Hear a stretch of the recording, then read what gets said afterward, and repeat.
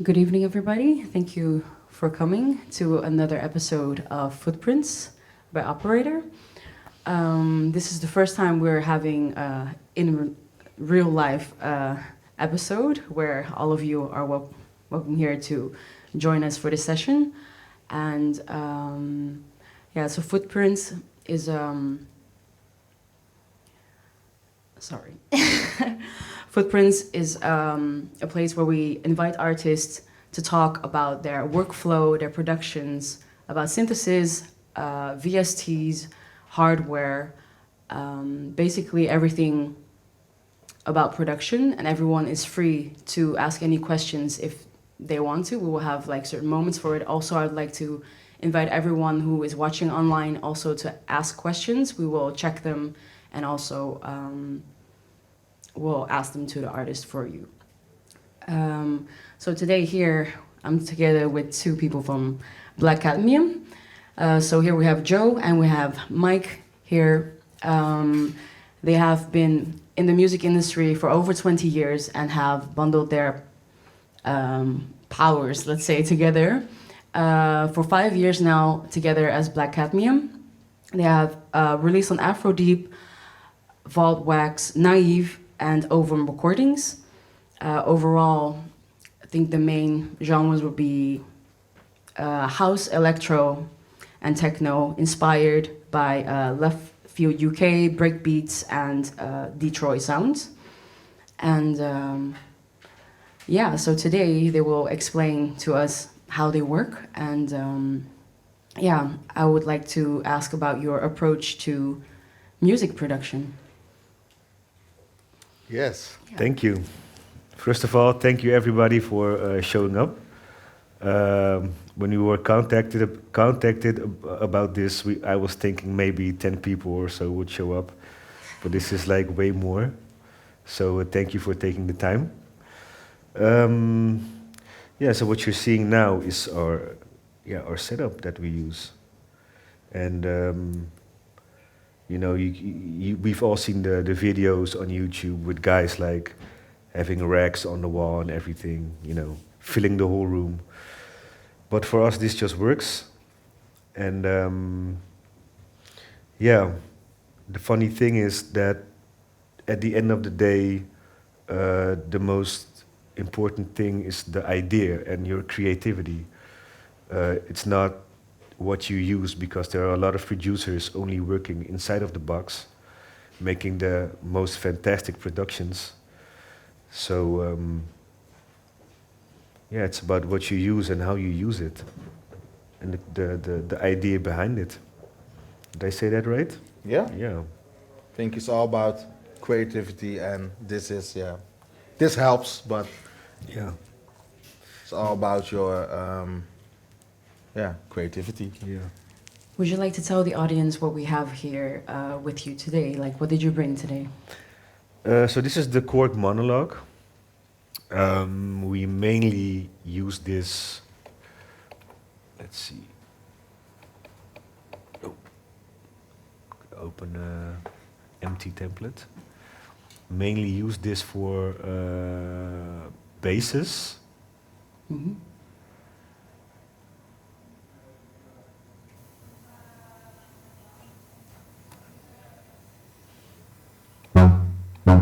Yes. And I can just go through the sounds a little bit.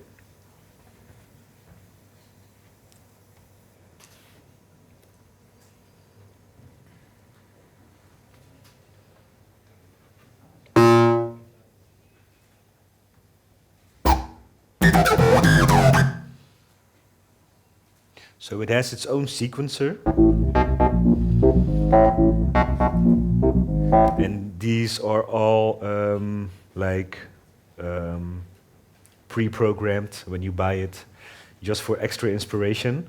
But you can also like delete them or adjust them to your own liking. For instance, it's a 16-step sequencer. So you could be like, hey, this sounds good, I want to use this. You can do that, but you could also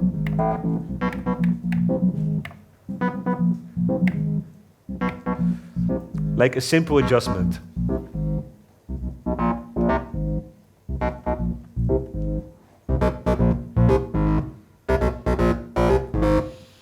It's the same pre-installed melody, but yeah, I wouldn't use something that's like already pre-installed. So when you adjust it, then it's like more yours.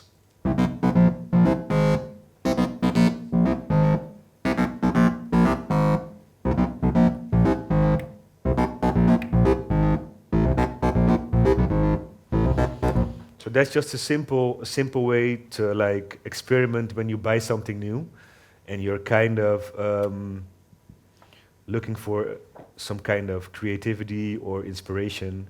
You don't need to like reinvent the wheel, you know, just see what's on there and maybe not just use it like as it is, but switch it up a little bit in an easy way.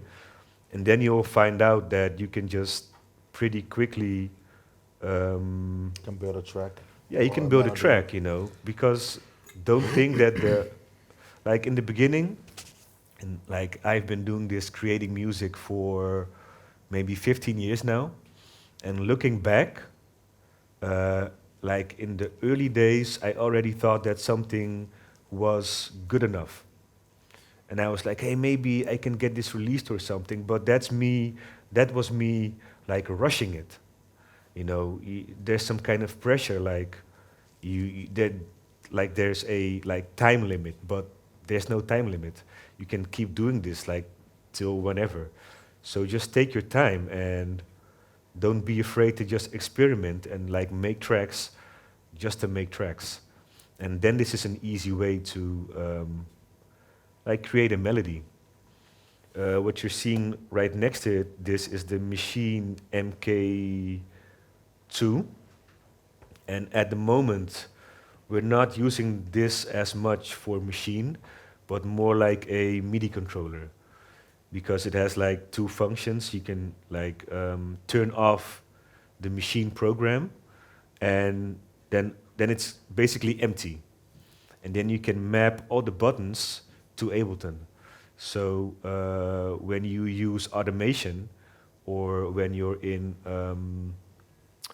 arrangement view, then it's easier to turn on clips and things like that. Because when you're, I don't know if anybody has like experience with automation, but when you use a mouse for automation, that That's fucked up. sucks, man. So you just need something like a knob, or maybe a fader or whatever. Just something that has more hands-on, because like we're also DJs. So when you play, it's you won't use a mouse to play. That just doesn't make sense, at least to us. So you use your knobs, and then you get more of a feel, more of a identity by using that same expression. So for me, like, what I would like even more is the push to, but at the moment I just can't afford it. So Yeah. yeah, that's just the reason. So you know, I'm just using this, and it works fine, because after you recorded your automation, I'll show that at a later point. After you recorded automation, you can just like remap the buttons and go to the next part you want to automate. So yeah, it's very handy, multifunctional for a lot of stuff. Over here you have a couple of boutiques. Like one of our signature sounds is like the growl of the This one, huh? 303, yeah. But like a new 303 is like crazy expensive, and the boutiques are, I think, good substitutes, you know. And you can always at a later point like invest a little bit more, but my suggestion would be like don't pressure yourself into buying really expensive gear if there are like a lot of substitutes that like do the job. We've used this on a lot of like tracks that have been released, and I don't think that people would be on the dance floor like, is it like a boutique or is it like a real thrill? You know, people don't they don't do that. So I think it's fine, you know. Works for us. Yeah. So And also, like with the 909, 909s are more like they have like legendary status, but the price is also like legendary. Yeah, I know you and you know you have a 909, right? No, I have an 808. 808. Yeah, I have an Yeah. 808, not a 909. I got the option to trade either for a 909 or an 808. Yeah. And I picked the 808 back then because we were making electro, yeah. yeah. Yeah.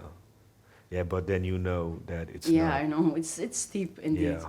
And I do agree with what you just said that if you want to start making the music, it's more about the process and the fun and the feel that you have to it Yeah. rather than just the nitty of the sound that, yeah, I do understand, yes. So what else do we have here? So it's the TR09, which is the boutique version. Mm-hmm. Also the TR08, Mm-hmm. SH01A, which is like also the boutique version from the SH01, I think. Yeah, from the SH101, Yeah. yeah. Yeah, A lot exactly. of Detroit 90 sounds. But Right then- there. Yeah. Yeah, all classics on the table. Yeah, yeah. And the yeah. DeepMind 6. And the DeepMind is like also handy as a MIDI controller. So what, like at first I was like, I tried to keep it all out of the box, but then I came across Roland Cloud, and then I was like, well, sounds pretty good, you know. They have a lot of stuff that costs a lot of money, and the subscription is not too expensive, and you get a lot. So if you have a good like MIDI keyboard, you can use a lot of classic stuff. It's like a VST version, but Mhm. again, I don't think, you know, maybe your ear has to be, you have to be like Lego welt or something to hear the difference, Or maybe you someone know. from Roland himself or something that Yeah, maybe can hear you like just that. won't hear the difference.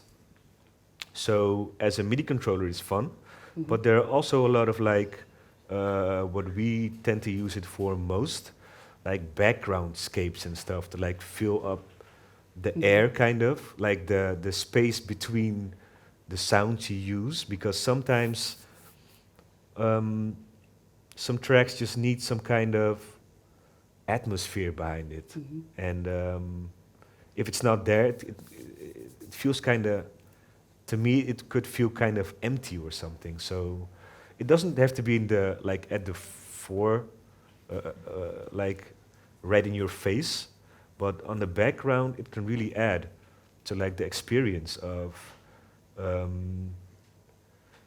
the feeling of not much happening while there's a lot happening. Because sometimes something I've struggled with for a long time is that there's not enough happening. Like I need to entertain people. Like, okay, so something needs to happen. Like it's like you're in a rat race with yourself. But when you listen to a lot of tracks, it's okay. Then you're like, oh, this sounds good, and there's not even a lot happening, just what you're hearing. So lost my train of thought there. But no, but this one is since we have this one, yeah, our tracks are sounding much better. Because this was the missing link yeah, for a lot of tracks yeah, that we released lately. So I love this one. yeah. Really happy with it. Right, nice, thank you. I would like to ask you also to maybe tell a bit about your inspiration, maybe initially to start making music, perhaps, and what until this day still inspires you. I think it would be nice to have a little chat about that. Yeah. It's fun because Mike and I are already for a long time friends, but Mm-hmm. we had different lives into electronic music. Mm-hmm. So for me, I have so much inspiration. There are some people here that know me that I like a lot of music, Yeah. from house, but also the core sounds from the techno scene, acid, UK. I love almost everything that is coming for UK. For me, UK is the Valhalla of electronic music, not Berlin, not Berlin. It's UK. Yes, the best music is coming from the UK. So my inspiration is coming from those sounds. Detroit. It's also the legends that are coming from there is also a big inspiration for me. Back in the days, I love to go to the more. I also love the more the commercial, housey parties, but my heart goes faster when I go to the more underground Yeah. kind of parties. Not so long time ago, I met some guys from the techno scene, and they took me to their parties, and the more fast sounds. That's what really also had inspired.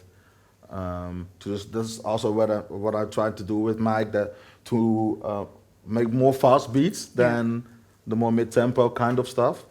So yeah, that's just in a very short, hoe zeg je dat? Nutshell. In a nutshell, In a where my nutshell. inspiration is coming from. Yeah, yeah. Yeah, thank you. What about you, Mike? Is there something that you'd like to add to this? So I was 18 when we met. You were? A little bit older. Yeah. Okay, a little bit A older. little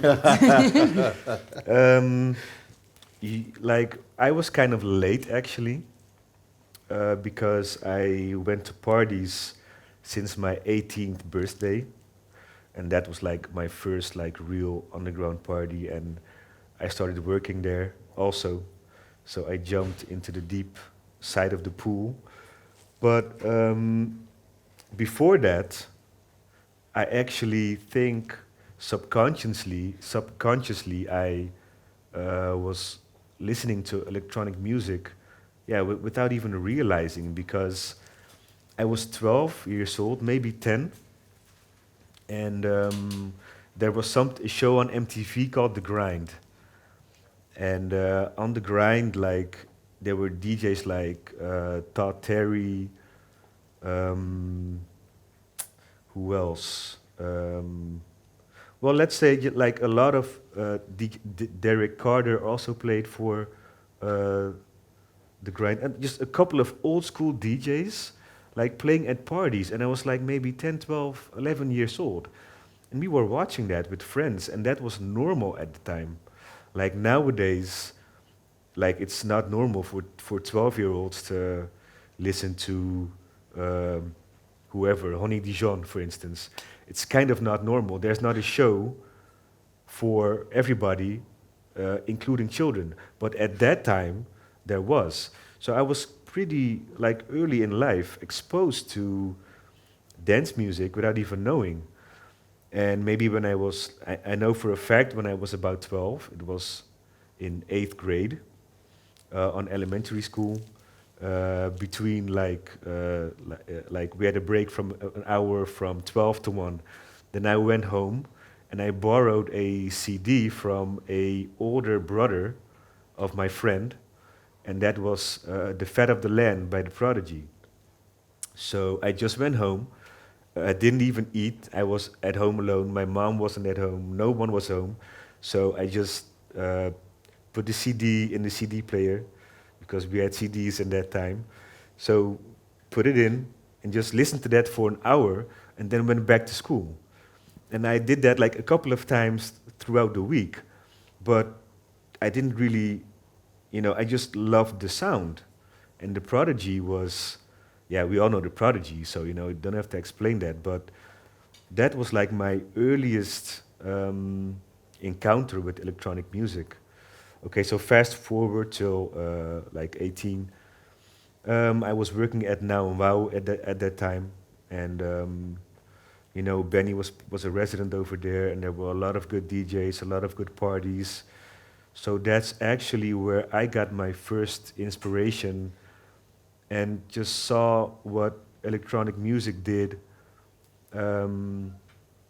like from close by, And this was 20 what years ago, so times were different, and you can't compare in my humble opinion, like now wow at that time was like something completely different than what it is now. And that's basically where I also met Joey and where it all started. And yeah, the legendary after parties, man. Yeah. Oh That's yeah. you know The we legendary after yeah, party at my place. yeah, Also already DJing at that time. Playing everything from hardcore to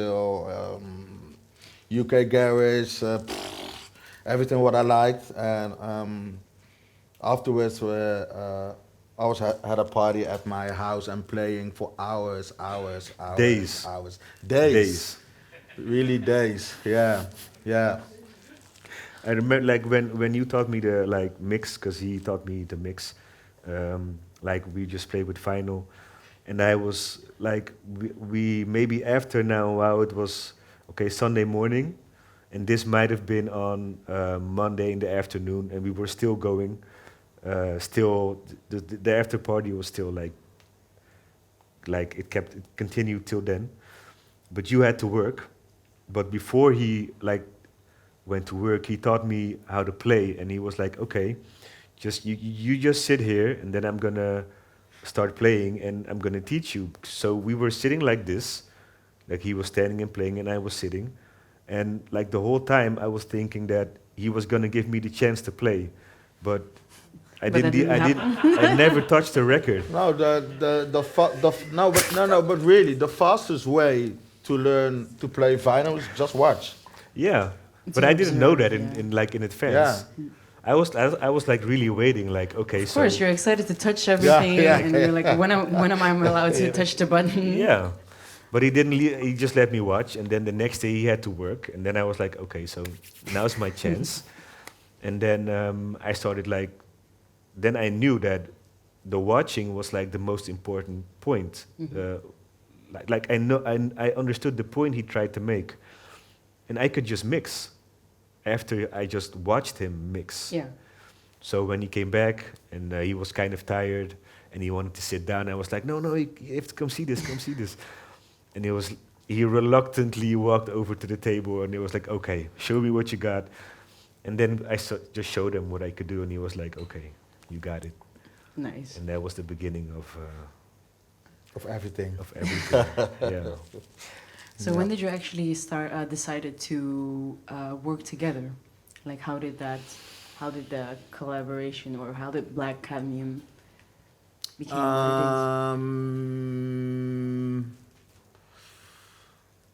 We didn't see each other for a long time. it is? Just had different lives, and I lived in Amsterdam at that time. Yeah. We both, Enlisted. yeah, at a DJ contest, and we didn't know that we. That the both of you were Yeah, going to do yeah, it. yeah, yeah, yeah. So he saw my name, and I saw him there, and I was like, oh, okay, you know, and but it was like old times again, and we didn't really had in the beginning de bedoeling, hoe zeg je dat? The intention. The I think it was intention- after the DJ contest. Yeah. After, yeah. Okay, maybe I'm remixing some stuff. But at a certain time, we were heading to your studio, I think, or we were just together, and then we were like, "Yo, why not doing this something. together?" Yeah. Yeah, Like we had the intention before, because we used to live together for a while, and you know that we already started making music, but I don't think our minds were in the right place, and that's an interesting thing to touch on, because sometimes I talk to people who they don't have their mind isn't in the right place. Like maybe they're struggling to make ends meet. Maybe they need a better job, to get that fundamental stability. and I was partying too much, I think, at that time. I really like to rave, to party, Yeah. and I think the whole Black Cadmium thing for me personally is like I had to do all those things, Yeah. go Yeah. to all the clubs, chill with all the people for all the subcultures, and mostly in Rotterdam, to see like, okay, I know what I want, I know which direction I want to go, Yeah. and Yeah. Mike was coming from somewhere else, so again I try a little bit to teach him like, yo, Yeah. there's something happening with music. It's not only the Detroit because we were mostly Chicago, Detroit minded, Yeah. but this time everybody sees it's a lot of sort of cool new sounds, and I was like, yo, man, we have to we have to step into this and mix it with the old school sound that we already did, and Yeah. that's Black Cadmium. Yeah, Okay. So Yeah. that's how everything started. Yeah. Yeah, and you just need to, like right now, we're very stable. Like if you wouldn't be doing music, Yeah. Yeah. we would still be stable. Yeah. Yeah. And I think it's important if you want to do this successfully, first make sure that you're stable. You know, just don't jump into something, and then you have the wrong intentions, because then it's going to be a pressure. It's going to be a Yeah. pressure to release, get gigs, and all that stuff. But it should just be fun, and it can only be fun if your mind is clear and when you're relaxed. So first do everything you need to do and just get everything in order, so you can do this relaxed. Because it's like we've seen with these last couple of years, nothing is like a given, and you don't know when. And don't be afraid to make mistakes. I made a lot. People that know Yeah. me, I made a lot. So it's also a tip. Hoe zei je dat? Yeah. Yeah. Yeah, Yeah. same word. Yeah. It's the same word. So the last thing before we actually dive into the music making, I would like to ask about your vision. If you'd like to tell us a bit about that, your vision for your music, if that's something that you would like to talk about. Yeah. Yeah. Yeah. So I think what we're doing now is basically what we envisioned 5 years ago. So that's how long it took to basically get here. And that's because we had a vision. At that point, we had a vision. We literally looked at each other like, okay, we've been doing this for a long time. Either we're gonna be like, fuck this shit, or we're like really gonna do this. Mm-hmm. But if we're gonna do this, then we're gonna have to build our lives around this. Yeah. And that's where vision comes in, because like this is not for the, if you really want to be successful in this, and it's a long road. We're not where we want to be yet, and we might never be, because like we get new ideas every time. But if you want to like live this life, for instance, so Eris, Drew, and Maya, Octa, are basically like friends now, and like when you look at them and look at their schedule, that's crazy, like they sleep so little time, and they tour so much. You have to be ready for that. Yeah. But it starts with vision, and you have to really build your life around that, because it's gonna take a lot of energy, and when you have deadlines, and when you have, how do you say that, and you have commitments to things, you're gonna have to make a choice if you really want to be successful. So that's where like vision comes in. Like you see something, but then the question is like, how do you get there? And that's where I think a lot of people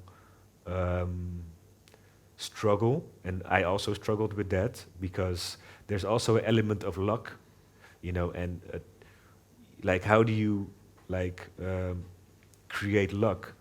All you do is surround yourself with like the right people, with the right mindset, and when that person comes along who like can help you or really listens to your music, make sure you're ready.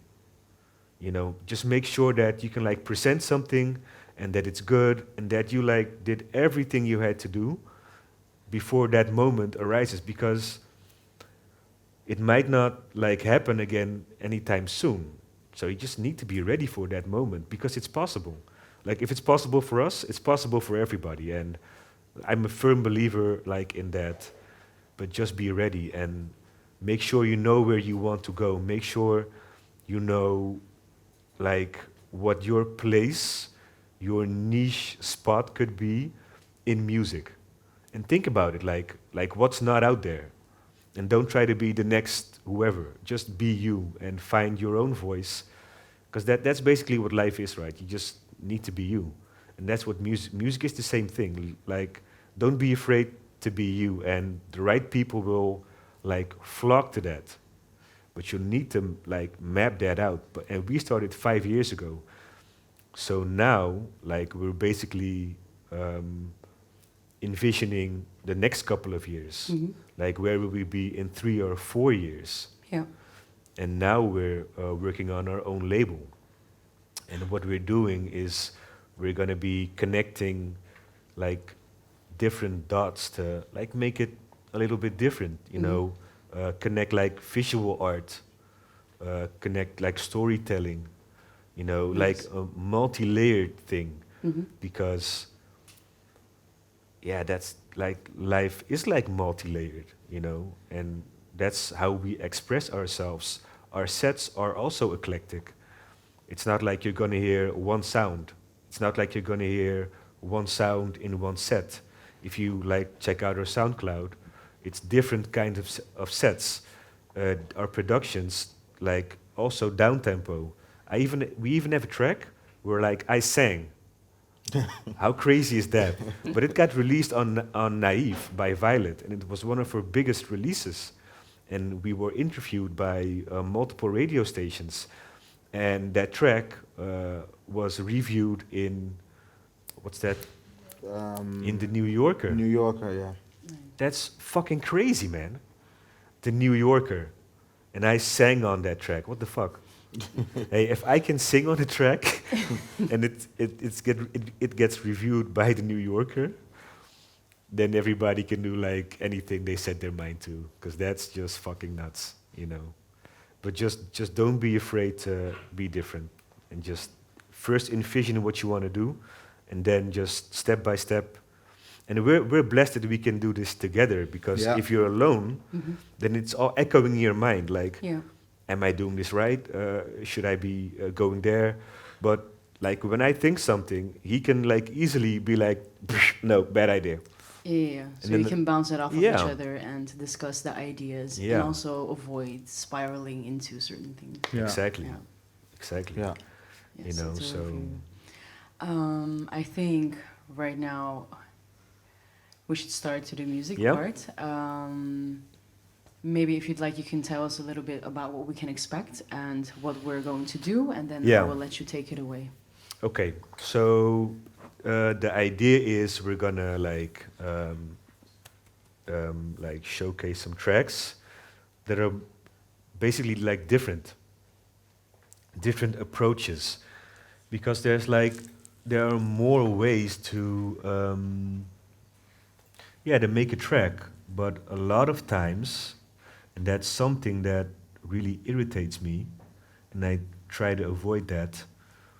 I try to avoid like music that's basically the same idea, but like with a different sauce on it or something, you know. But it's like the same idea. And when you like listen to a set, it's like this flat line. Like, to me, that's like dead. That there's no life in there. So I think it's the same when you create music.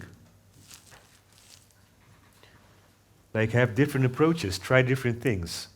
It just adds to the experience, but also I think for the listener, it's more fun to like be surprised. And that's also basically how we prepare for a set. Like we know, I know him, I know what he does. So basically it's like just show up, and that's how we prepare. Like, I know what he's going to do, but I don't want to know the tracks because I want to be part of the audience, you know. I want to be surprised. I want to be surprised. Yeah, we surprise each other. Yeah. That's a way to keep every it weekend. Yeah, interesting for the Yeah. both of you, right? yeah. Like you know each other, but at the same time Yeah. you want to surprise And each other. sometimes we discuss it like, let's prepare, let's do this because we have to play there and And there. then we don't. And then we, oh no, we're It not gonna doesn't do happen. that. No, No, that we're sounds not gonna do familiar. He that. just texts me. He texts me in the Yeah. morning. Just be there and just have fun. Or Yeah. or like, yo, we're gonna play UK today, and then Yeah, and, then, yeah, and yeah. then we come at the party and we're like, nah, man, we're not gonna do UK today. We're gonna do something totally Yeah. different. Yeah. Or Okay, so the music. So Get That Booty was a track released on Oh. Vaultwax. shit. So that's one that you will be discussing today. Yeah, Okay. yeah. So I've selected like 4 tracks, but they're all like slightly different. And you okay? I'm okay. You need help with that, or? Yeah, I don't know. I don't think so. I think you do, but okay. So will we be discussing Yeah. 2 tracks or? Yeah, I like selected 4, but depending on the time, Okay, you of know, course. we tend to like stretch All right. what we say. Kinda, I'm noticing now. So Okay, so we're gonna dive into it right Yeah. now, right? Okay, I'm Yeah. gonna let you Hello? Yeah? Okay. take over. okay, so Yes. the unpolished sound, unpolished in a way that something doesn't have to be like technically perfect to be good. You know, I like my taste is if it just sounds good, hey, it's good enough. If I can dance to it and it makes me feel something or fantasize about something, whatever, or it inspires me, good enough. So there are some rules, obviously, like cutting like low ends and all that kind of stuff, and you need to do that because you can have like um, a muddy track, and you don't want that. So you have to like oblige to some rules, but most of the time, But it's okay to keep some things raw, you know? yeah. Beats or sounds. This is 004, also released on Vaultwax. And in this track, we used a lot of melodies, because a lot of stuff is also like heavy on the drums. But for this instance, we chose for more melodies. Okay.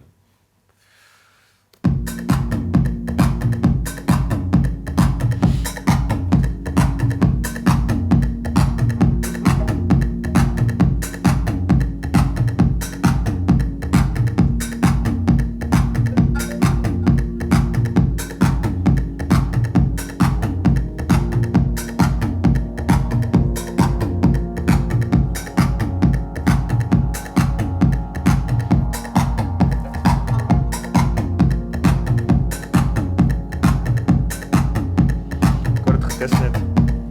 Snapt hij waarom hij die niet doet? Maar deze ook hier wel vanuit een andere map. Dus Nee, diezelfde map. ja?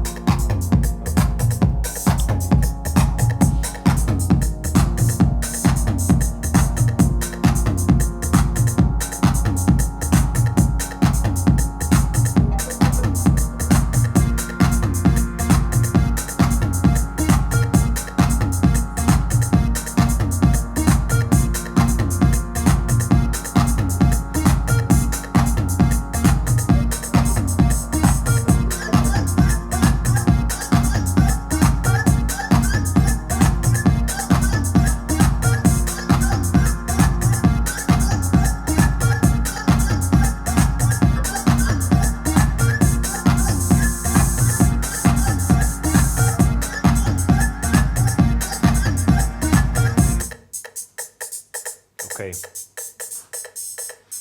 So, what I basically was going to try to explain was like different approaches. So, what you hear now is the 08. The difference.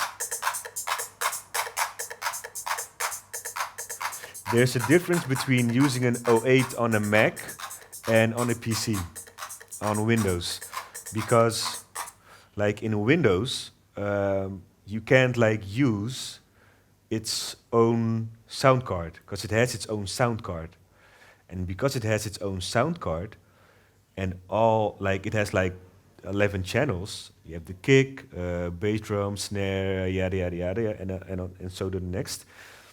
Um, like on a PC, you can't split all those channels. So what you end up doing is recording them one after another, like loops, and it might take a lot of time. So if you have a Mac, then you can use its own sound card, because the Mac, like Apple, has the ability to cascade sound cards. You can use multiple sound cards in like one program, in Ableton or in whatever. So that means that you can use like the sound card in this one, in this one, in this one, and like also in this one, resulting in being able to split all those channels. And then you can record them in one take, but then you have 11 channels. This is not the case in this track, because in this track, like we chose to like just record it in one channel.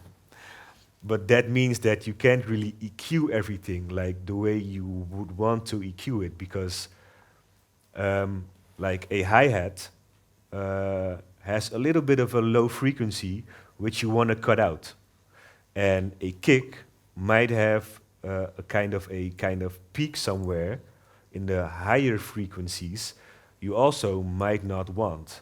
So that's when it's handy to like split everything, but we just didn't do that, In this instance, we were like, sounds good. Sounds good enough. So why take all of that time if it already sounds good enough?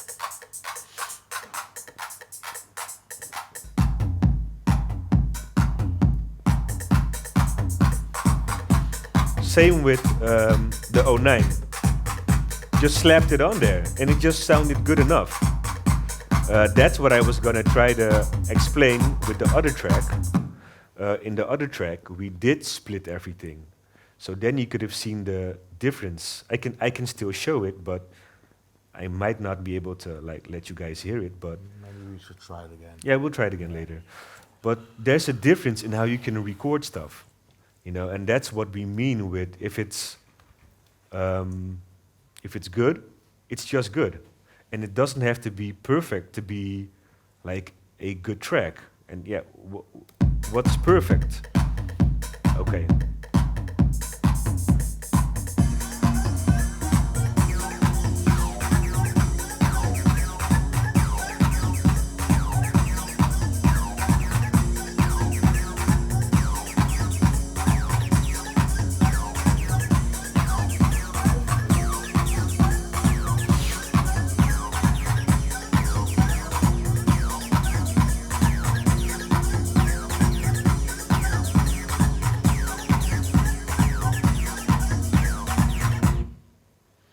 Okay, so this, let's see. Oh, no, this one.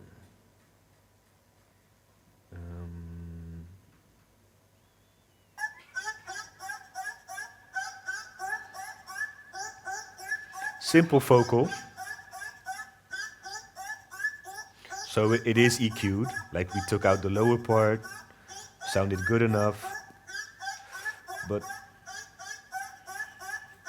without all the effects, like as you can see here, it's moving by itself, and that's automation.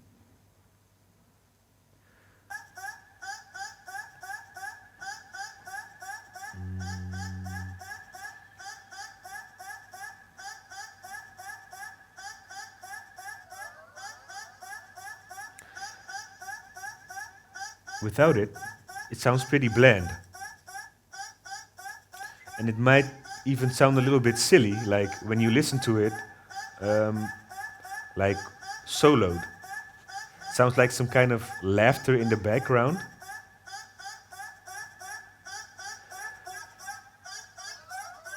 See, just... And that's this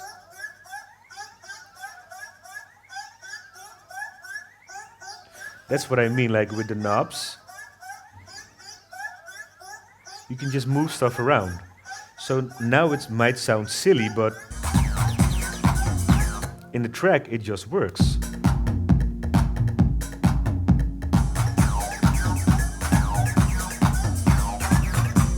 Because you kind of almost don't hear it.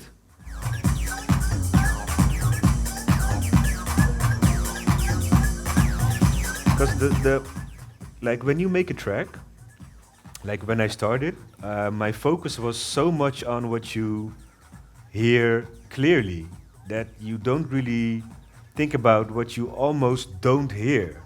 But the fact that it's soft and in the background doesn't mean that it's not adding to the experience of the track.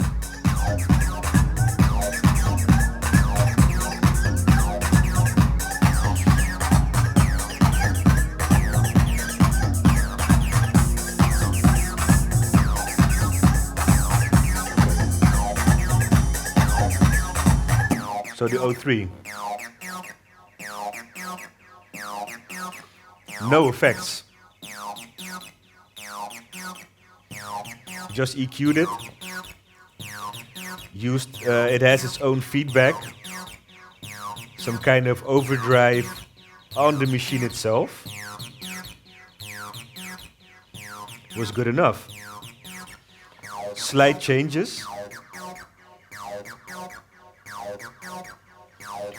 Because the fun thing is, like when you listen to it like this, it might seem like a small change, but your subconscious picks up that it's changing. So when it's changing, it's not getting boring. Because if it's like the same, it almost could be the same, but it's because it's just not the same. Your subconscious picks up, and it's like, okay, this is good.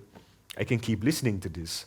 So it's also like important that you take notice of like the slight differences, because if everything has a slight difference, then the story like stays intact. There's not a whole lot of wiggle room, but just enough wiggle room to stay interested, because it's about your brain like staying interested. That's that feeling of, oh, like I'm not even like, at first you like listen to a track, but then you're like, okay, this is a good track, and then you trust it and just let it like continue playing. And you're not so eager to be like, do I like it? Is it good enough? You already trust the track, but because of the differences the subtle differences you kind of don't pick up on, but you do pick up on them.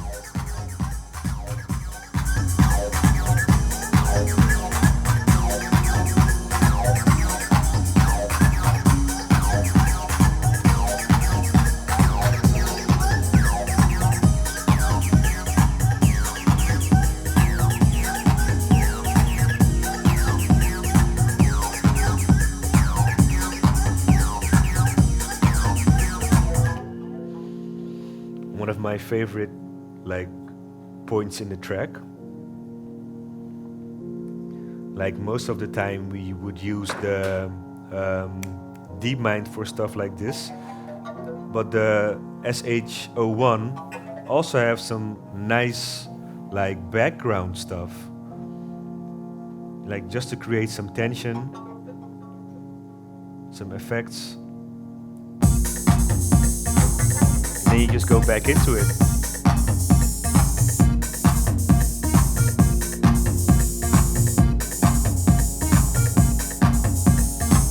And like you can see here, like things have their special moments.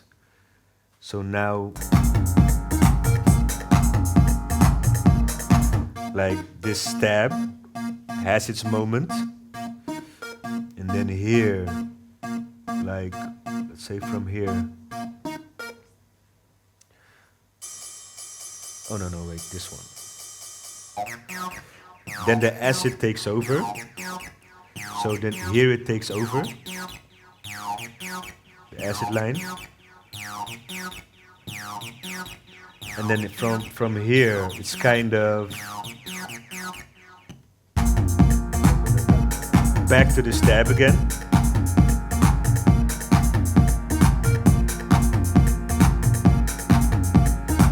So the point is, like, when you're like writing a song, you can juggle between sounds just to keep it interesting.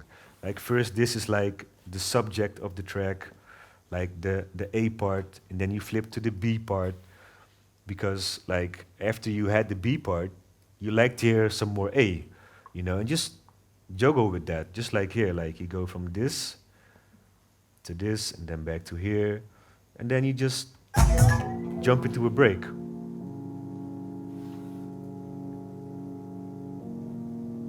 And that's basically also for this track, like how it ends.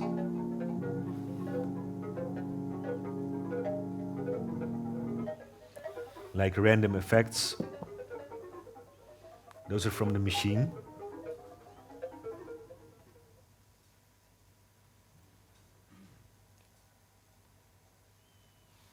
Yeah.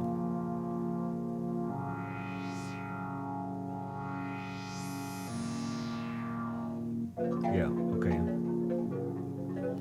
So again, it's the same melody, but now you're playing with the frequency. Just play with it. Just it's the same sound, but you can change the sound according to where you are in the track, just so it stays interesting. It's not like you have to completely make a new melody or whatever. Just change the sound of the melody. Like the percussion also has something like that. So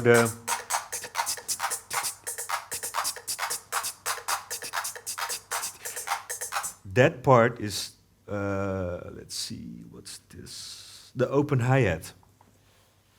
So you can just open it and close it, just for some kind of, you're creating a story.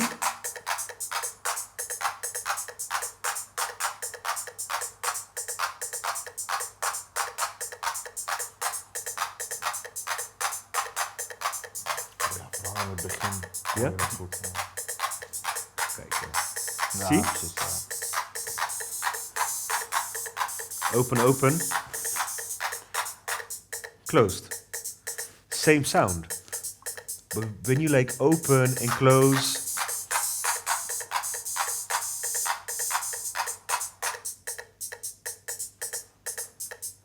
same over here, I guess.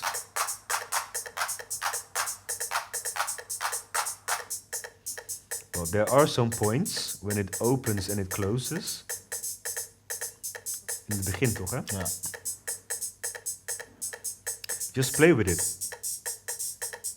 You can leave it closed, but when you like play with it, Get more swing. yeah, it has more swing. Everything has like its own little storyline instead of just leaving it static, like. But just give it some kind of spice, you know. And when everything has like these minor changes, you know, you create a story. And it's also a more of a less is more approach, because you don't have to stack things on top of each other. You just play with what you already have and just create a story with that. And it's not necessary to have 20 channels, 25. It's not necessary. Just what you have, make sure that it sounds good and play with it in its like its own channel. Because you might not even pick up on the changes like this.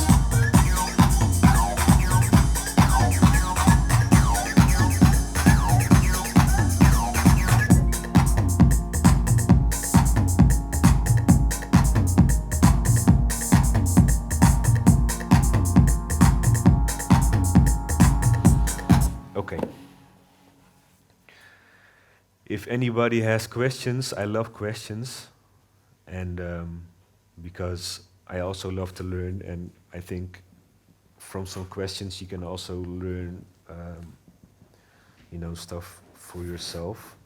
So I would appreciate questions. Ooh. I think this would be indeed a good moment to ask some questions. So first off, I think I have a few things that I'm curious about, Yeah. and aside from that, I think maybe some people in the audience would have some questions for you. Yes, please. If I'm not mistaken, there was also a microphone that we could pass to the people in the audience. Um, but I think one of the questions that I would like to ask is, I think it's very easy when you're creating a track to be stuck in a loop. Hmm. And my question for you would be, how do you break out of the loop? So let's say, for example, when I'm making a track and I'm stacking stuff on top of each other for the drop moment, and I keep playing that in the loop and I have no idea how to get out of it to build the full track. What do you do when you get stuck, let's say, on a track? Like, you really like the track, you want to make it into a full arrangement. How do you approach this? I take a break. Yeah. Yeah. Yeah, I just take a break.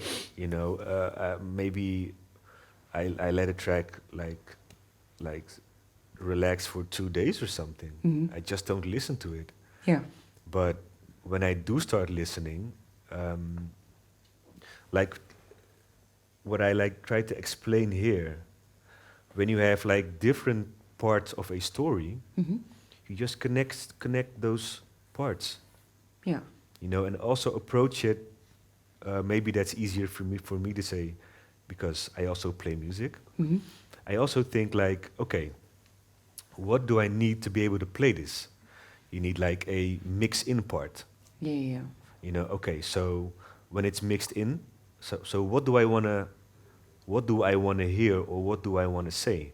yeah. And just move from there. It's also like how does it feel? It has like, you need to feel it. And most of the time, when the track's good enough, it'll tell you Hmm. when something is needed, Yeah. because you're already used to listening to so much music by the point you start creating music. Hmm. Because, like on the dance floor, there's always that moment when people simultaneously go like, and nothing happens, because they feel that something needs to happen. Hmm. Same with creating music. Sometimes you just feel like, oh no, now I'm almost getting bored. Something needs to happen. Yeah, exactly. So you try to feel and, let's say, listen to it with dancer's perspective, sort Also, of, yeah, like with your gut feeling. yeah. Okay. Yeah. Because like when so I made like a little foundation, and Joey and I like went off of that. But the first foundation, if you talk about like inspiration, I was I was watching a set by Kevin Saunderson Hmm. and Derek May. They were going back to back, but I was basically watching it. The sound was off, Yeah. but there was like a a girl in the crowd, Hmm. and she was like losing her mind to something. Yeah. But I was just watching it. Like sometimes you just watch without sound. I was just like watching, like But the way she was dancing Hmm. had some kind of energy, Yeah. and that like I kind of like envisioned this song, or like the basics of it, around how she was dancing. That's a funny approach. Yeah. So dancing and like experiencing, hey man, this is dance music. We love to dance, right? So why does it have to be always like the normal route of hearing something Hmm. and then dancing to it? Why not watch someone dancing and see what that makes you feel? Yeah. They're connected. So that was for this track. And I think when you bounce ideas around, just Hmm. feel it out. If you get stuck, take a little break, eat a sandwich, whatever, just go do something. Yeah. Clear your mind, have a walk in the park, and then just come back to it. And you don't have to recreate the wheel. Just listen to music. What also helps is play it. Play it even if it's not done. Just have your tracks. You mean on CDJ, like, Yeah. to play it out and see Yeah. how it mixes and see Yeah. what it misses? Oh yeah, just at home, whatever. Yeah. Then you'll hear, if the volume's right, you'll hear the difference between what you already have and what's like finished Hmm. in your own track, because the difference will be clear. Yeah. Like, hey, I'm missing this and this and this and that, because you have a reference point. Yeah. So that also helps.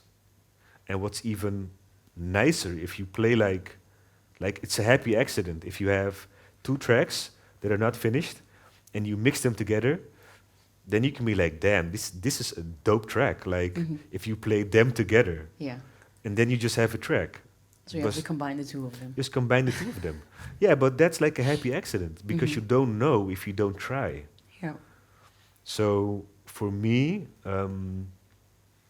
yeah, that gets me out of the loop. Taking a step back and just referencing it. Yeah. I think that's a very good tip. The refer. Or sending Oh, it yeah. to me. Exactly. I was just gonna ask, like, how does Send it it to work? Joe. Because of course, when you're with the two of you, sometimes when you do get stuck, maybe you can send it to Joe, for example, and Yeah. see what Joe sees or feels or can add to it. Like, how does your work process or workflow go with the two of you Oh, together? that's easy. You know, like I can build the foundation, Mm-hmm. but it to get a black cadmium track, Yeah. we need both our minds, because all those years of listening to music, Yeah. maybe I'm like more technical, you know, and like the stuff is basically at my place, so I get to fiddle with it more. But without his input, Mm-hmm. it's not a black cadmium track. Yeah. Of course. So I that's what we always do. Like I make a foundation, send it to him, and then he's like, okay, this and this and this and this and that, and I'm like, damn, I couldn't think of that. Yeah. So it gives new perspective. Total new perspective, and that's the thing when you're with like two people, you can bounce ideas off of each other and like work as one mind, Mm-hmm. and you get, you know, this. So yeah. So, as you said before, This track didn't need very much. He sent this track to me Mhm. in the morning. I was just woke up, Yeah. and he sent this track to me when I was listening on my headphone. And normally I always like, oh, this is not now. This has to be that. But with this one, I was like, yeah, man, It's finished. this is it. Yeah. This is it, bro. I was just gonna ask, like, how do you know when a track is finished? Do you do that by gut feeling, or indeed by referencing, or Yeah, it's gut- more a gut feeling? Yeah, Yeah. yeah. It's more like a gut feeling, and it has to. What Mike says, it needs to be black cadmium. So what that means is, it has to be a sort of elements that are telling who we are, separated from each other. And when that's in the track, then it's finished, and it's just like, yeah, this is okay. Yeah, I don't know. It's also it differs on all tracks, Mm-hmm. because okay, so maybe a good segue to the next one, Okay. which is fairly different from this one if it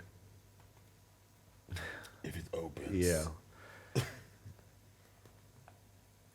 because I don't know why the first one we already sound checked and Yeah. it was working. No. But try to open it in the. That's what you did. Maybe perhaps while you're trying to open the next one, we can see Yeah. if someone from the audience has a question. I see someone in the back. Yes. Just a little technical question. Do you use the send channels in Ableton for like putting reverb on all the tracks, or a little delay on all the tracks? No, no. I think that's my own opinion. Like I just like using reverb on all tracks is, if it's not necessary, it's just not necessary, and you can get away with using some on different tracks and not using the sends if you just don't stack the plugins.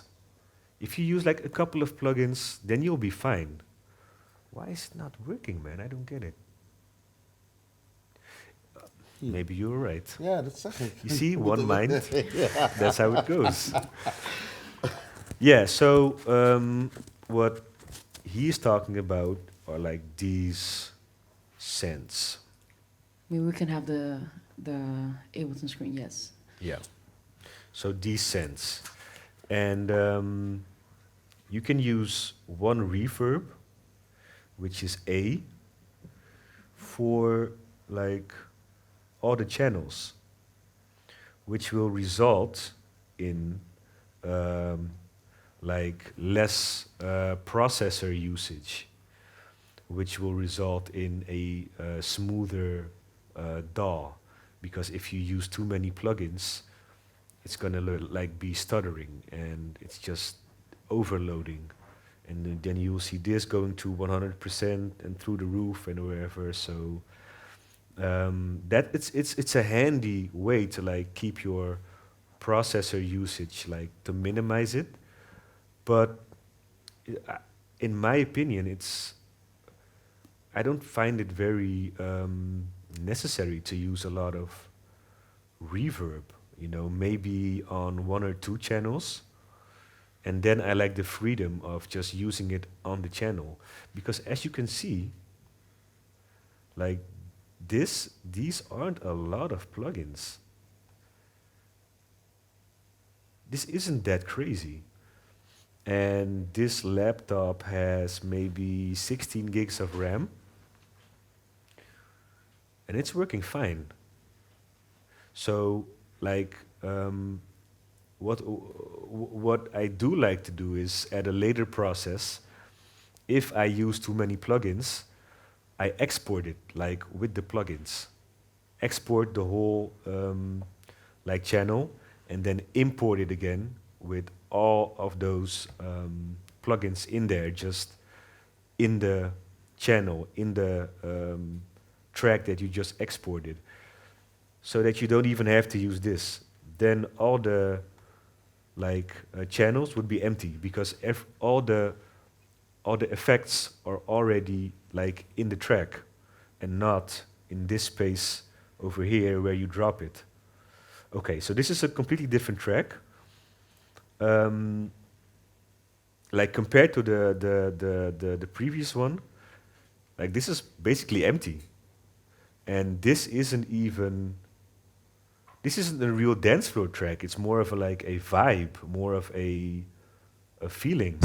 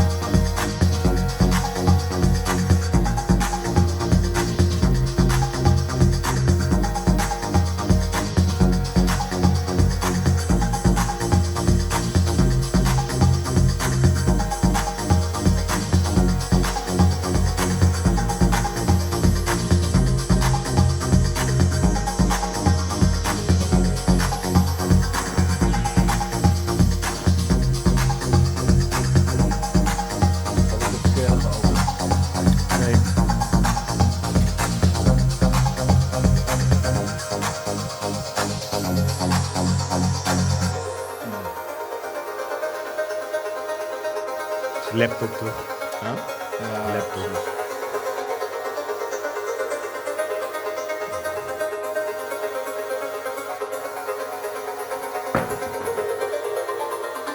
precies.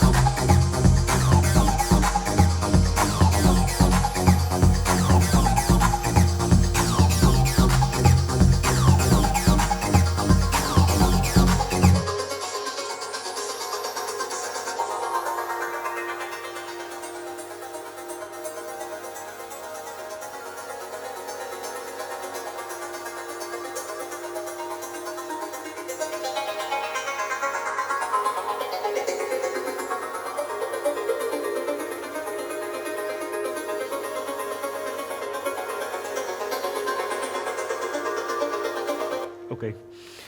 So this is a completely different kind of. So it's shorter. If you look at the drums, yeah, these are the drums. Again, exported like in one file, and no, because we also use a Mac, and on that Mac, we can use the separate interfaces. So then you can like Record everything Re- in one go. exactly, Yeah. but not on the PC. So we were like, okay, it sounds good enough. Let's go. These are the drums, and this track isn't like a real dance floor track. So this is more of like a Mike, before we maybe dive into this track, Oh, is it okay. okay if I like see if there are any other questions still? Like, could we see the questions that were online, or is somebody keeping track of them? Or perhaps we have a question there.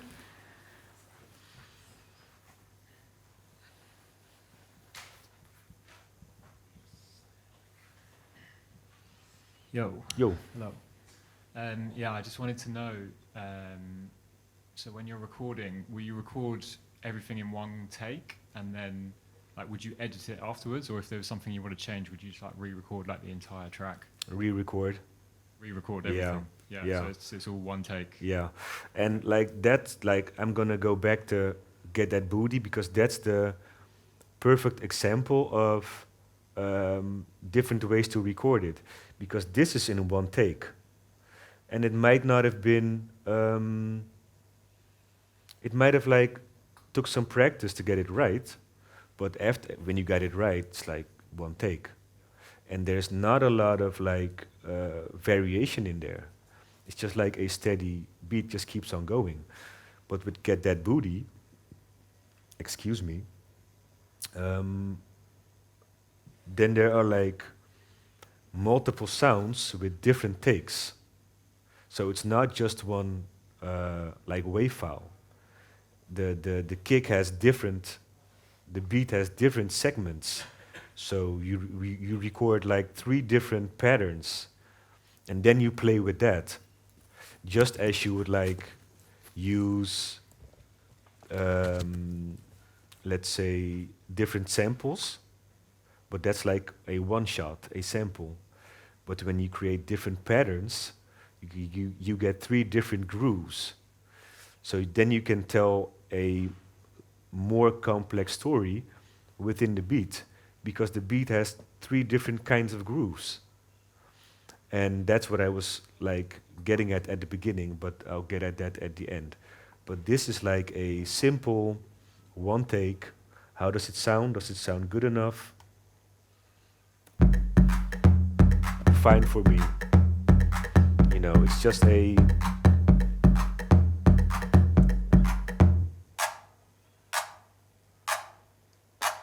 let's see what this is.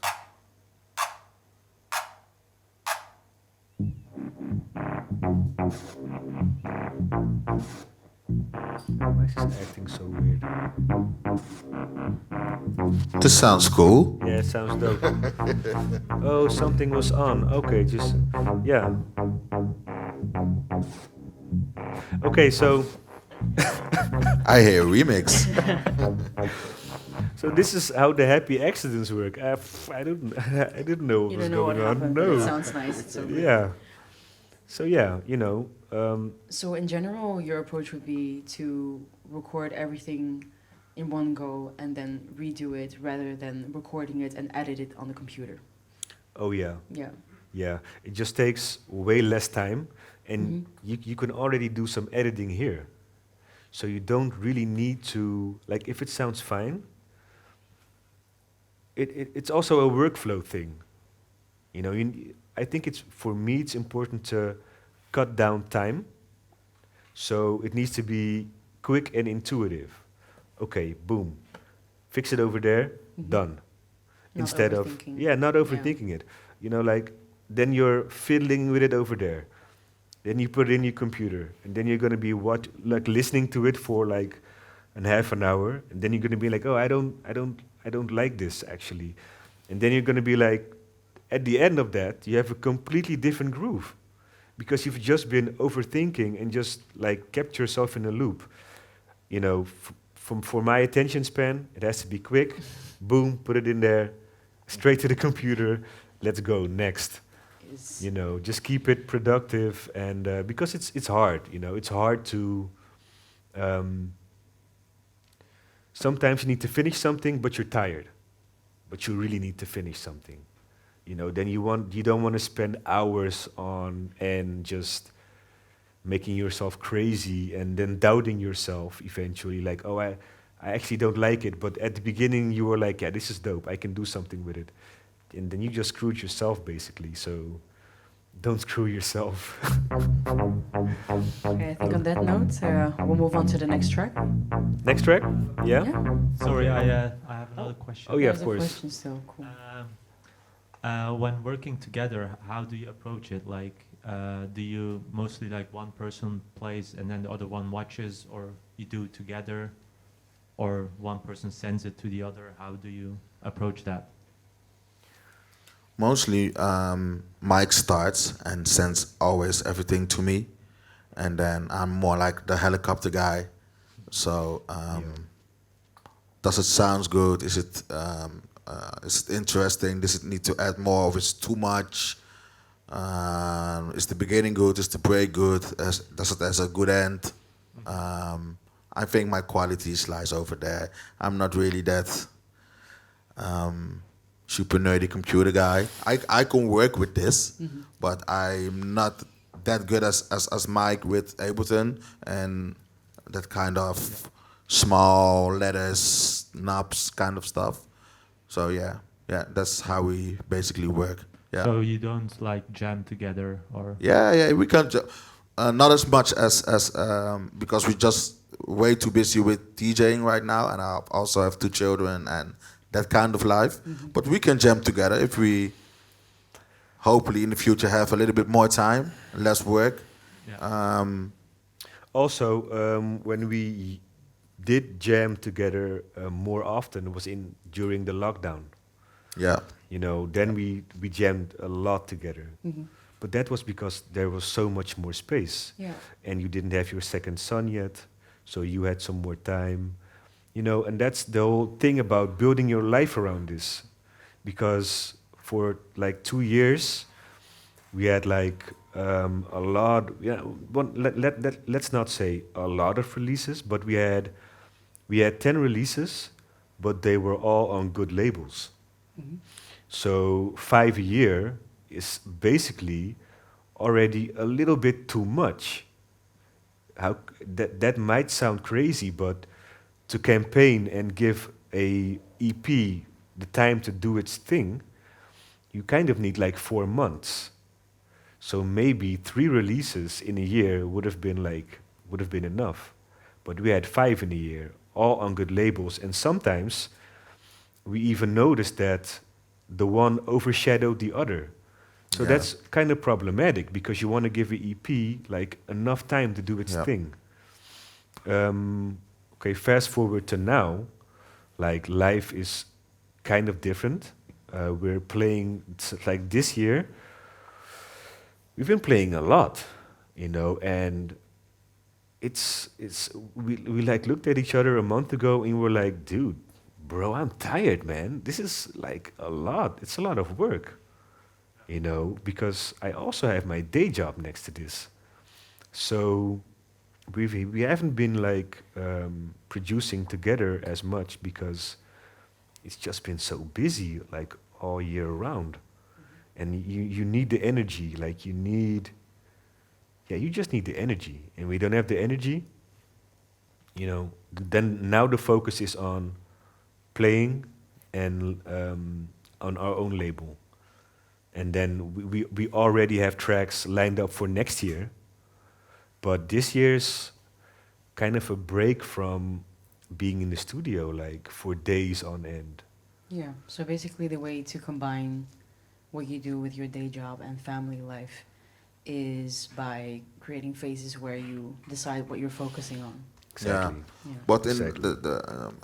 the planning is that I will build a studio in my house as well, Mhm.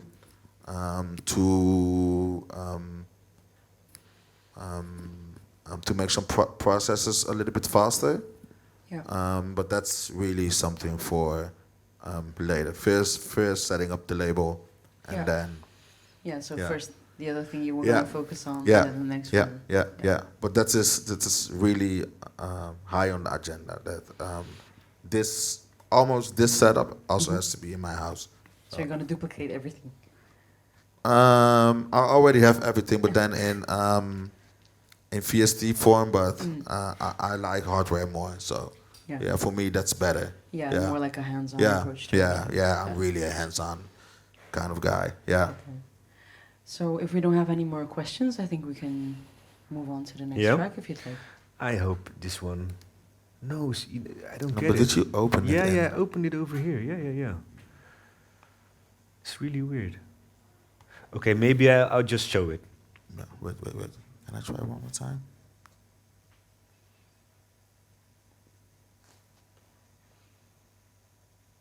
This is another map. Mm-mm. Let's see.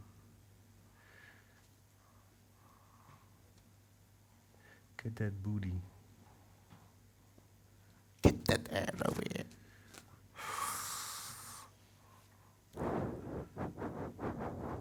Je had die andere ook via deze gedaan. Ja, oké. Everything. Really well, let me see.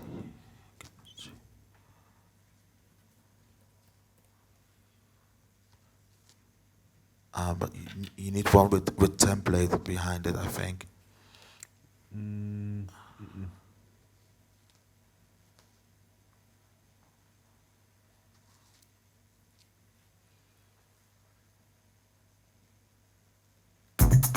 Yes. Okay, get that booty.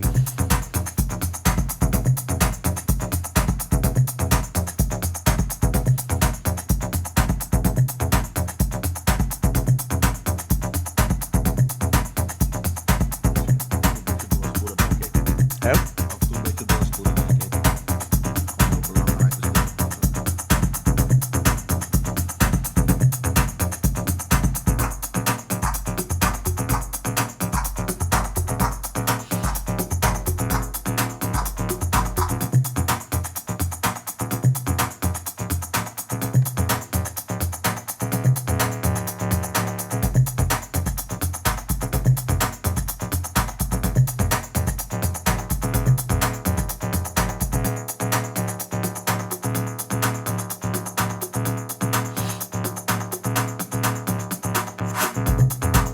Okay, so going back to your question, so this is like the bass drum group. All purple, right? Yeah. Yeah. Okay, so this is pattern 1.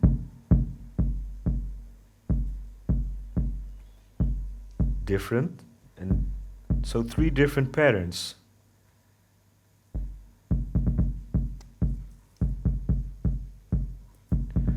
So three different patterns for like one kick to tell the story.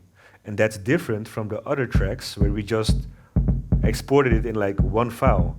But as you can see, we did it here. This one has two different stories. This one, and also like most have. So here we took the time because it just fit the track.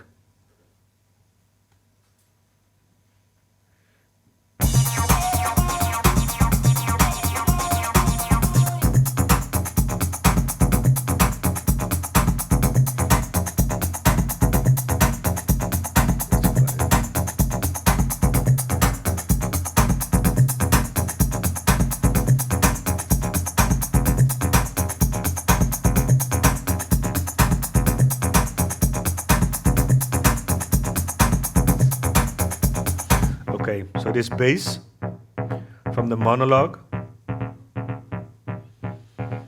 just left it like that.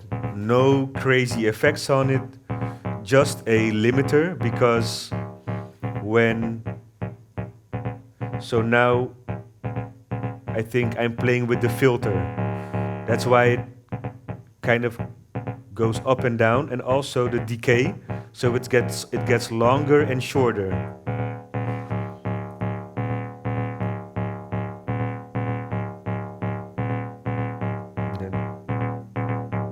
Different. So it's still like the same sound, different way of using it. Not stacking things on top of it, just using the filter and the decay.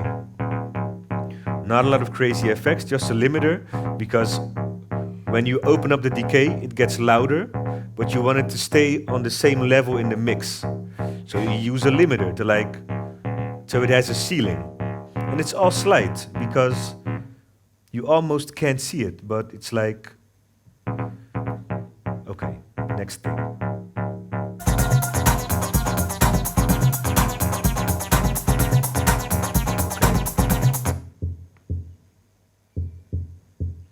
Subtle low tom. When you hear it like this, you know, it's almost like what am I listening to? But in the mix,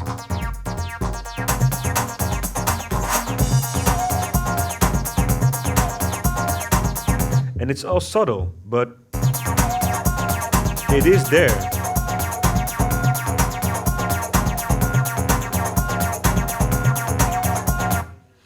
And also when you use low toms or whatever, you can also make like a melody with toms. It has to be in the same key as the rest, because it has to sound good. But you can make melodies with like one with single hits, like that are like on the background, but they add to the whole melody of the whole track, because they're in key.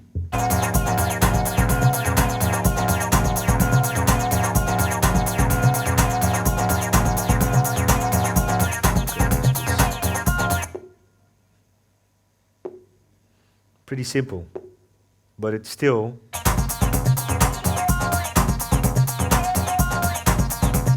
it still adds something to the whole mix, even though listening to it soloed, it's like the driest sound ever.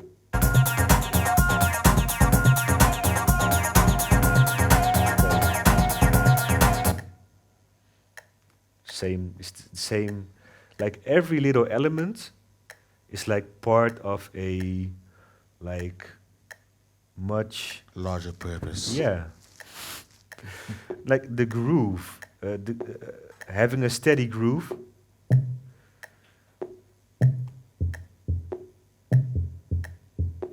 Now it's like when you connect them, it's like a groove.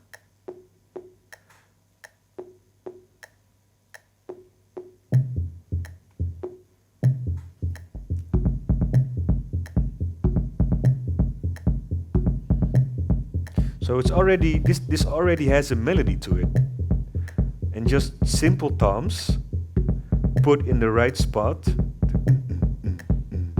to create some kind of groove. But it's not the melody. This is part of the melody.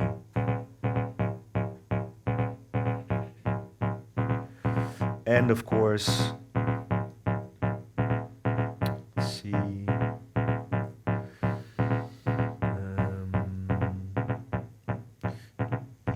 09 of die 03. Oh, yeah, there it is. Nee.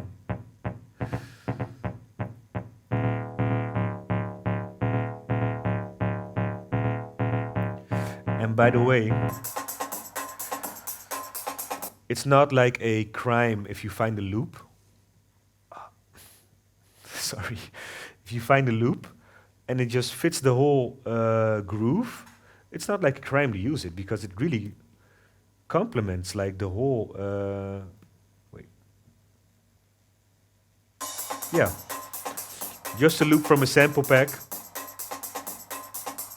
But when you use it, it's more fun to cut it up.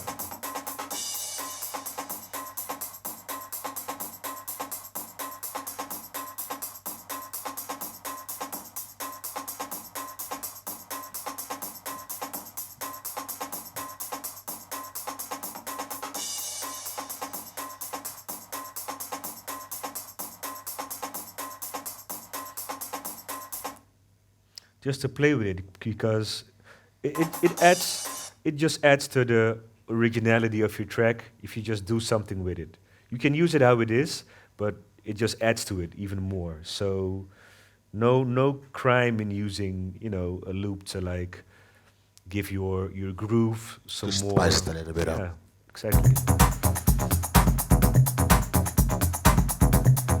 To be acid line. Die 03.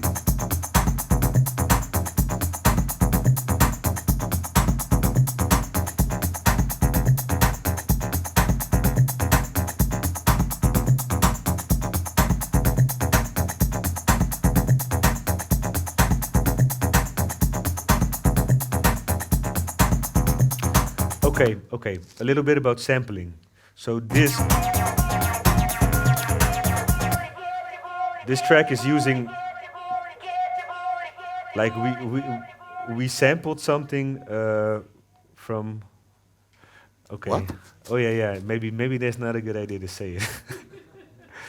Well, if you sample something, just make sure that it's hard to. Does somebody here which sample we used? You know? Which? Yeah. Exactly. Okay. Well, if you use it, then just make sure that it's hard to, discover it or hear what it is. Recognize, exactly. That's what I was looking for. Where's that amp? The acid sample. The.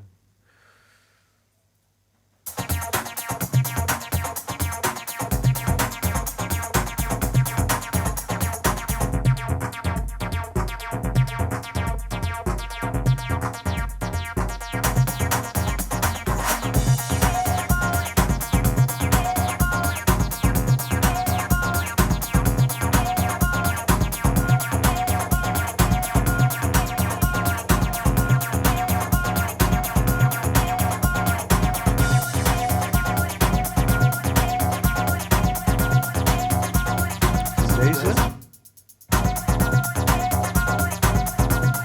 Nee, dat is een. Nee,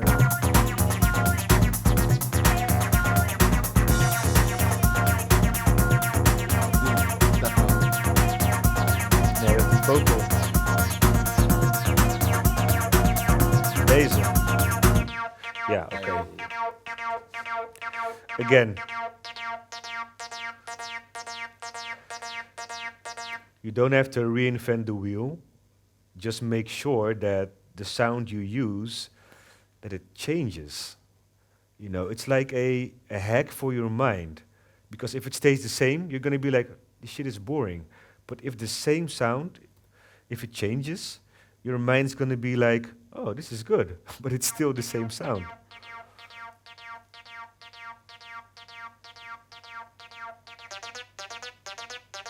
Okay, so this is a different part. Just going back to it.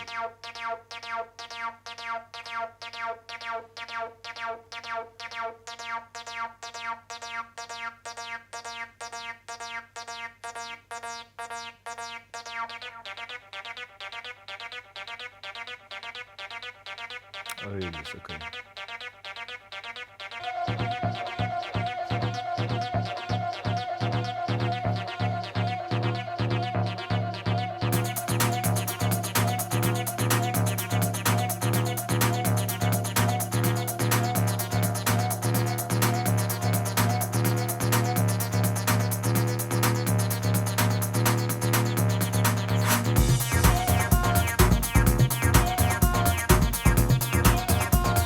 So there you have it. Yet another approach. You know, when you want to take the time and you have an idea for a story, use a different approach. You know, it's just yeah, it's just simple as that. If it sounds good, just use it. But don't be afraid to switch it up and do different things. Oké. Als laatste deze. No? So, yeah? Shoot.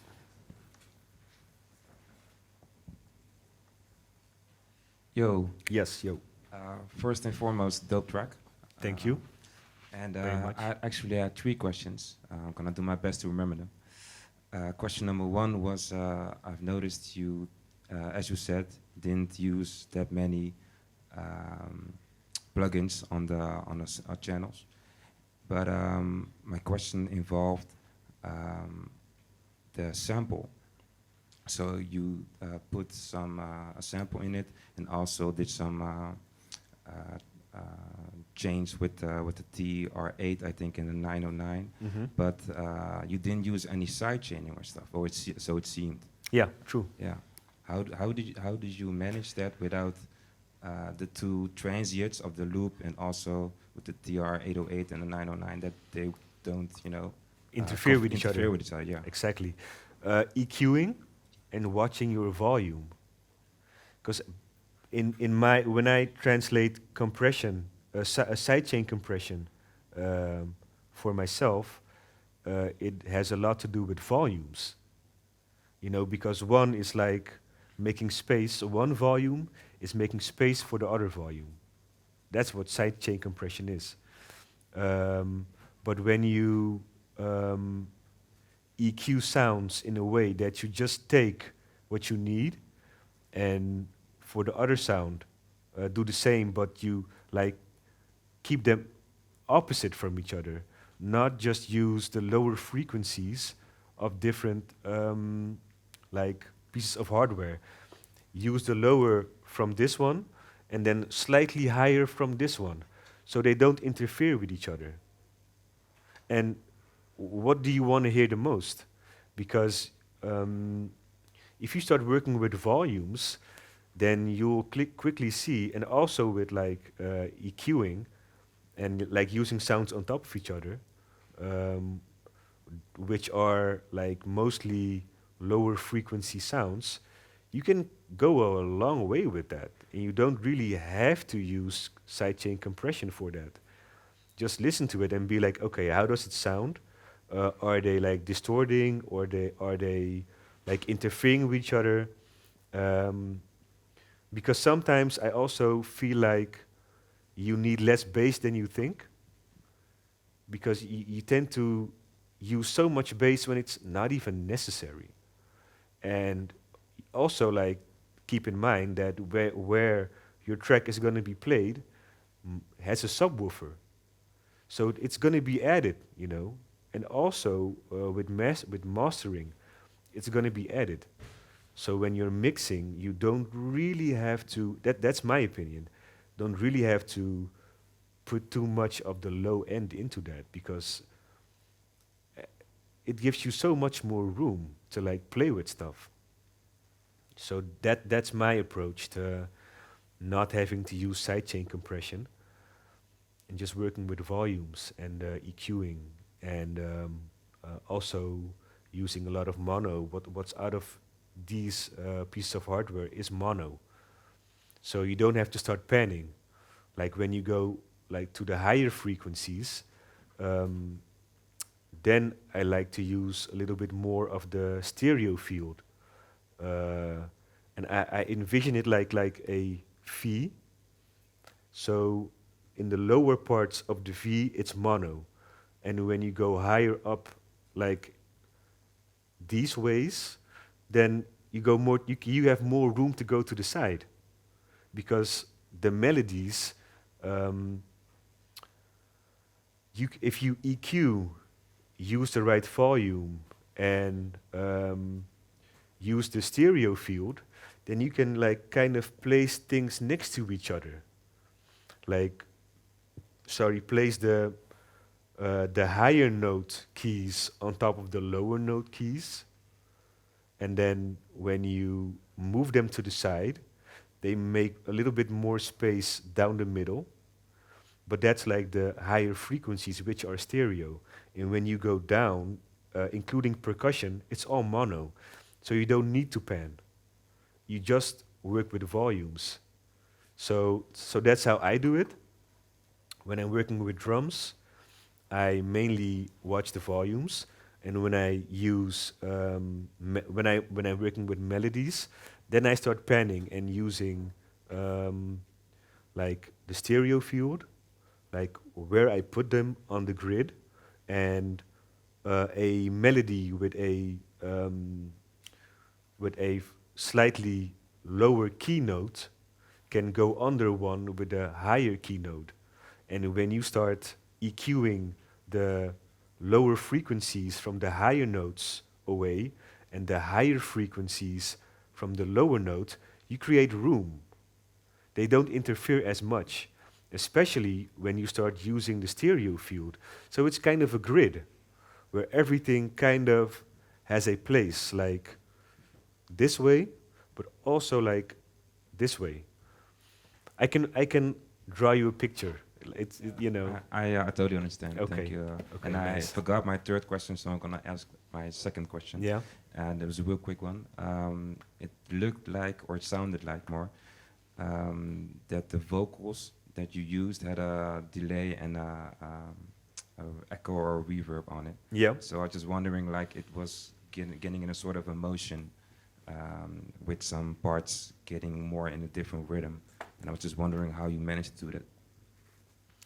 Let's see.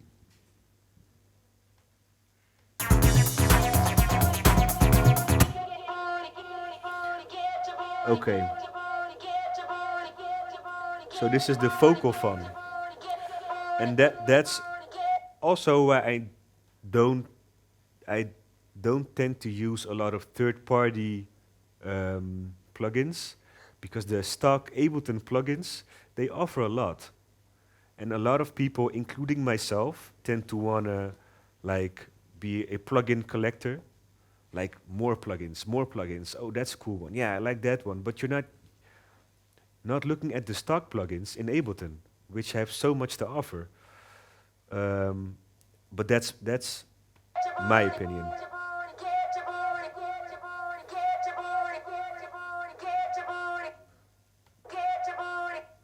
This is without Replica, which is a third-party one, and the Vocal Fun is a stock plugin. And when you play around with the parameters,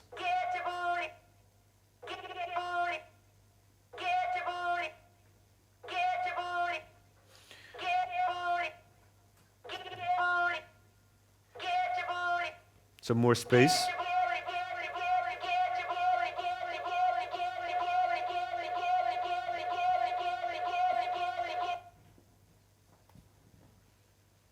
So the replica adds that's this one.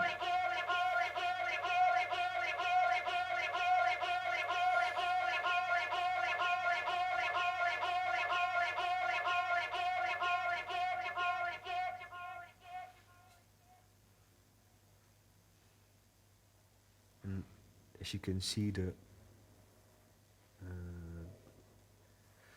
automation.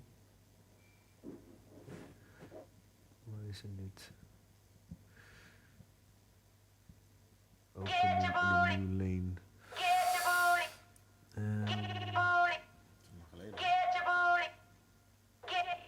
Yeah, this one. Yeah, okay. So yeah, the automation. And that's where the knobs come in again.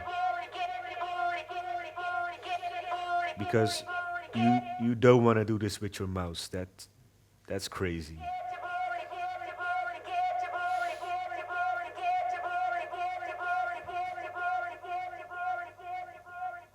Just from a simple get your booty to a lot of booties. Sorry. That's it.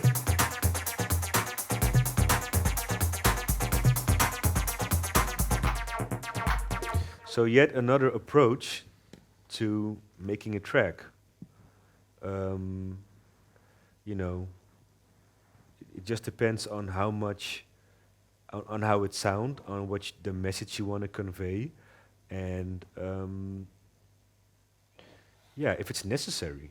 And with this track, it just felt necessary to have a lot of variations with smaller elements, but then like, yeah, there is some variation in here, but yeah, the story is told like how it should be told, and yeah, so that's to get that booty. Okay. Thank you so much for this. Looking at the time, we kind of have to move forward and start rounding off Yeah. actually this episode. Okay. Wow. Well, firstly, I would want to ask if there was something that you still wanted to talk about or to add, because we wanted to talk about your future plans, for example. Yeah. What are your future plans? You wanna? I think our future plans for now is making more music, starting our own label. That is gonna happen this year. Also, hopefully soon. Can we tell that I don't know. the moving, or Moving. to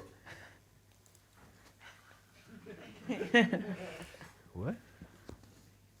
Oh no. no. Okay, sorry. Almost spilled the beans. Almost. No, sorry. No. Well, it's good that you it's- checked. No, you know. man. Because You it's can't say that. no, we can't say that. Shit.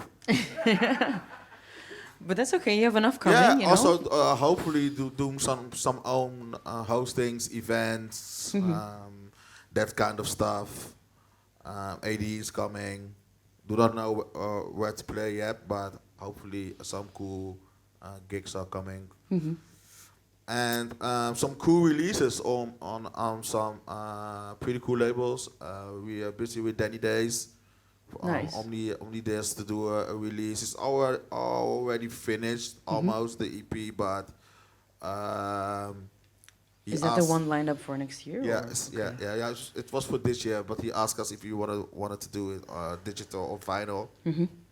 That was not a stupid question, but Vinyl was it? of course. Okay, yes. So we have to wait because it takes a lot of time now due COVID.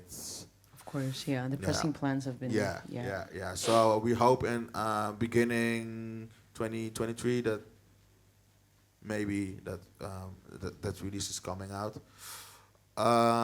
Also International Chrome. Yeah, International Chrome. Oh, nice. Another EP on Naive. Yeah, another EP on Naive. It's a collaboration with Violet again. Cassian Sound. Yeah, Wow, you've been Cassie- busy. Yeah. Is this all like during COVID time jams being Oh, unreleased yeah. right now? Oh, or- that's for next year. Oh, okay. So, Yeah. and like and, I'm forgetting. compilation on Naus Klaar.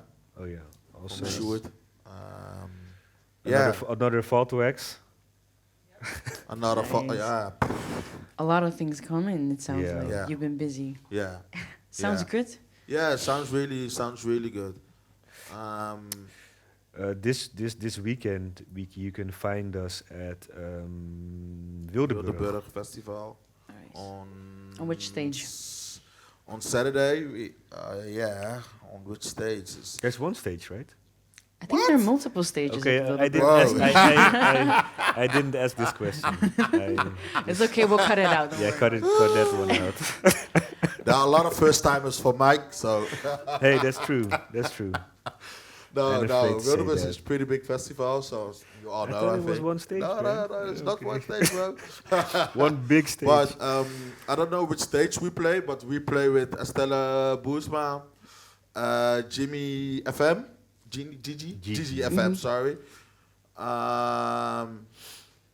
and some other pretty cool names. So, and after that we play at Krepel. Krepelwald in Groningen. That's one stage. That's a sort of club. You had to say that. 2 in 1 day. So yeah, busy weekend. Yeah. And don't forget to mention that we also play in August on Blijdorp Festival on the operator stage Nice. with also some cool names like Carista. Help me out, bro. Carista. IF. So yeah, Lowlands also. yeah. Also playing Lowlands. Friday on Saturday. Armadillo. Early in the morning. At the Armadillo stage. Yeah. Orbit Festival. Yeah. Going. Our agenda's on our Instagram page. Yeah, so be sure to check it out there. I was wondering if you still want to talk a little bit about the ear protection that Oh, you yeah. wanted to talk about. Yeah, exactly. Very important. Yeah, including this guy over here. I've been saying this to a lot of people. Protect your ears, because it's almost like, it feels like taboo that no one's really talking about this.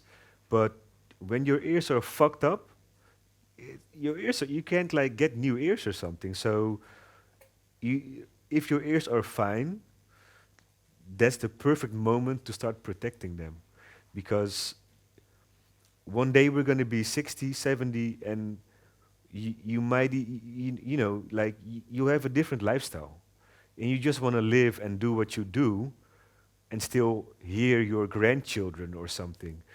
Like your priorities will change. I have tinnitus, not because of being surrounded by hard volumes, loud decibels, but because of stress. I got this because of stress, and I have this. I got it at the end of 2020, and it really fucked me up. I bounced back, and it gave me more positives than it took from me, but I will never know what silence is. So the sound you're hearing now from that speaker, like if you imagine that it's like a higher frequency, that sounds in my head 24/7, always, and it will not go away. But again, this gave me more than it took from me. You can get tinnitus from in multiple ways, from stress, but also from loud sounds. And like one good example who has that is Kink. Kink explains a lot of times, like he was sitting at home with his headphones, like playing with a distortion, and that fucked up his ear, like this. So my message to you: protect your ears. When you go to a club, when you have to play yourself, just protect your ears, because when they're fucked up, they're fucked up, and it won't go back to how it was. So I think that's very important, and you can also enjoy music at normal volumes instead of, because when I'm at a venue, and for a second I take them out, then I realize how loud it is. that shit's crazy out there, man. We're just used to it, but you know, it's very important. Protect your ears. With the venue thing, would you ever, as someone performing the music, would you ever go to the venue and say, I don't think my music should be played this loud? No. No. No, I think it's everybody's own responsibility. Hey, look, I'm 39. Yeah. I've been clubbing since I was 18. I didn't give a fuck. You know, nobody had to tell me, because I knew. Some things you just know, but you just don't give a fuck because you're fine, until you're not fine. And then you give a fuck. So my advice is, like, just think about it. Think about protecting your ears, because if you really love this music, then invest in yourself so you can keep enjoying it how you want to enjoy it, instead of being like, oh, I'm fine, and then the weeks turn into months, and the months turn into years, and all of a sudden, you notice that it's kind of too late, while you had all that time to, like, do something about it. It doesn't make any sense. So yeah. I think also, if you were to ask the clubs to play it less loud, I think a lot of people would complain about it because a lot of Yeah. people probably really like to feel the bass. Yeah. And the thing is, I think if you wear ear protection, it might turn down the volume a little bit, but you'll still feel the bass and feel the music. So I think, yeah, either way, also just Important. get the earplugs. It Yeah. might seem like an investment, but yeah, indeed, the moment you get it, you kind of know what it was like, you know, and how privileged you were to have good hearing. Yeah. Yeah, I think we've come to the end of this episode, and I'd like to thank Mike and Joe for their time You're and welcome. Thank you too. expertise, and yeah, thank you all for coming to this episode. Thank And at the end of every episode, the artists present a sample pack in the end, which will be available on the operator website later. But yeah, for now, good evening, and have a good night, and hopefully see you on the next episode of Footprints. Thank you. Thank you. Thank you.